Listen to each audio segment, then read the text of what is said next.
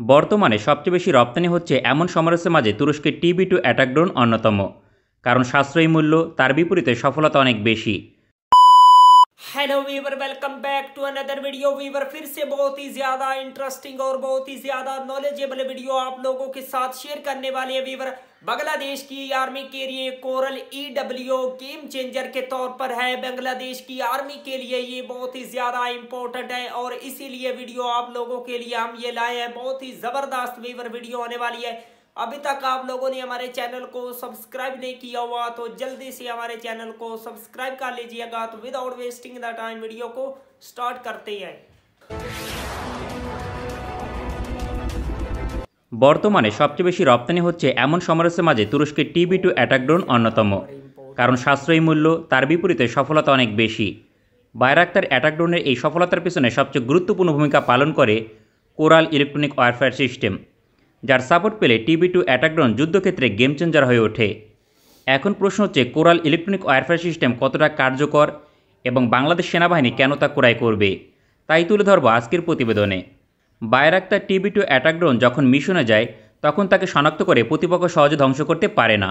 এর প্রধান কারণ কোরাল ইলেকট্রনিক ওয়ারফেয়ার সিস্টেম। তুরস্কের অ্যাসেলসান কোম্পানি 2009 সালে জ্যামার তৈরির কাজ শুরু করে, যার সফলতা পায় 2014 সালে। কোরাল জ্যামার একটি পরিপূর্ণ সিস্টেমের আওতায় কাজ করে। এক্ষেত্রে 4টি ট্র্যাকের প্রয়োজন হয়, যেখানে কন্ট্রোল সেন্টার এবং রাডার বেস জ্যামার সিস্টেম মোতায়েন থাকে। কোরাল ইলেকট্রনিক ওয়ারফেয়ার সিস্টেমের রেঞ্জ সর্বোচ্চ 200 কিলোমিটার পর্যন্ত।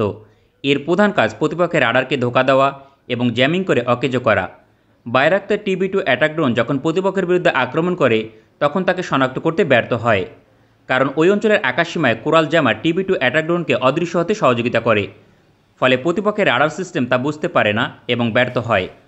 অন্যদিকে প্রতিপক্ষের এয়ারসার্চ রাডার সিস্টেম দুর্বল হলে তাকে সরাসরি জ্যামিং করে অকেজো করতে সক্ষম কোরাল ইলেকট্রনিক ওয়ারফেয়ার সিস্টেম। 2020 সালে সিরিয়া যুদ্ধে প্রথম সফলতা পায় কোরাল জ্যামার সিস্টেম। তুরস্ক টিবি-2 অ্যাটাক ড্রোন দিয়ে হামলা করলে তাকে সাপোর্ট প্রদান করত জ্যামার সিস্টেম।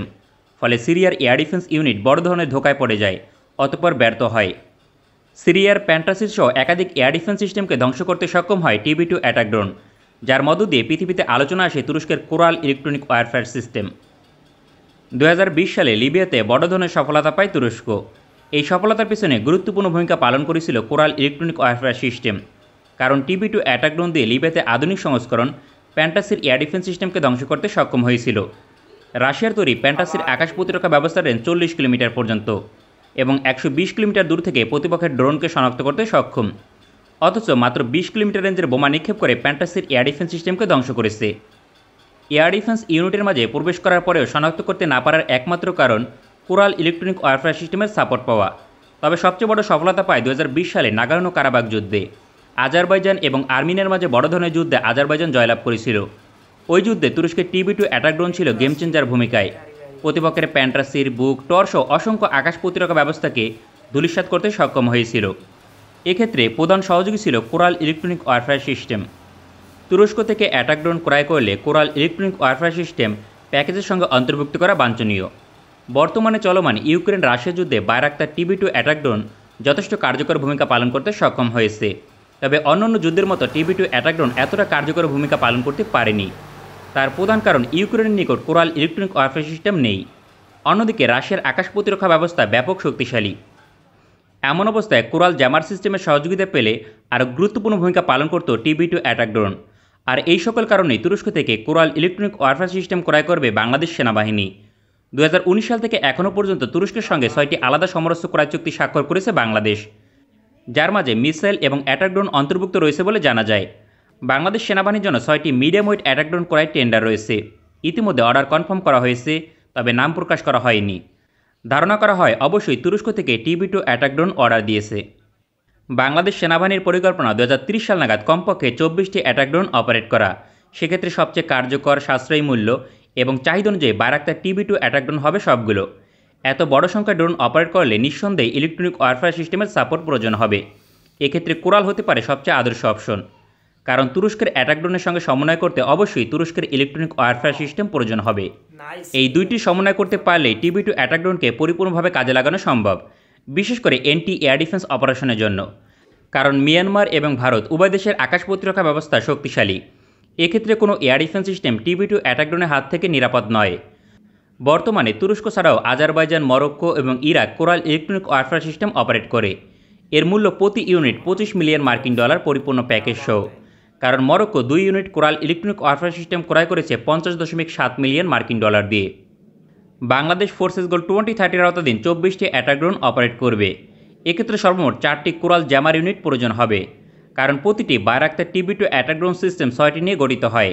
সেক্ষেত্রে 4টি আলাদা অঞ্চলে 24টি অ্যাটাক ড্রোন মোতায়েন করতে পারবে। সুতরাং 4 ইউনিট জ্যামার সিস্টেম প্রয়োজন হবে। বাংলাদেশের ভৌগোলিক অবস্থান বিবেচনায় মিয়ানমার সীমান্তে 1 ইউনিট, অন্যদিকে ভারত সীমান্তে 3 ইউনিট মোতায়েন করা উত্তম হবে। এক্ষেত্রে রংপুর, রাজশাহী এবং সিলেটকে প্রাধান্য দেওয়া যেতে পারে। 4 ইউনিট কোরাল ইলেকট্রনিক ওয়ারফেয়ার সিস্টেমের মূল্য হবে $100 মিলিয়ন। বাংলাদেশ যদি একসঙ্গে 4 ইউনিট ক্রয় করতে আগ্রহী না হয় মূল্য বিবেচনায়, তবে ন্যূনতম 2 ইউনিট ক্রয় করবে। সেক্ষেত্রে মিয়ানমার এবং সিলেট সীমান্তে মোতায়েন করতে হবে। বার্মার আকাশ প্রতিরক্ষা ব্যবস্থা ব্যাপক শক্তিশালী মিডিয়াম রেঞ্জে। ভারতের মতো শক্তিশালী দেশের চেয়ে অনেক বেশি শক্তিশালী মিয়ানমারের এয়ার ডিফেন্স সিস্টেম।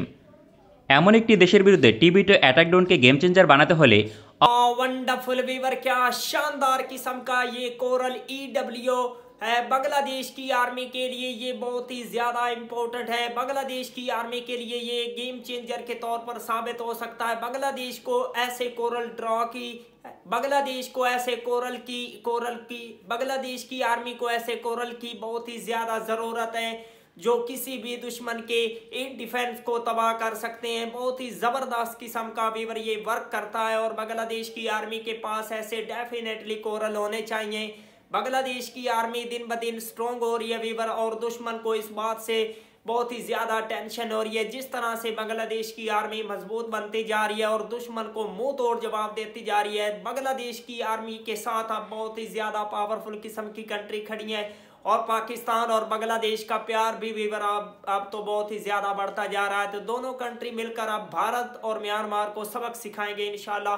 मिलते हैं आपसे नेक्स्ट वीडियो में इंशाल्लाह। तब तक के लिए अल्लाह हाफिज।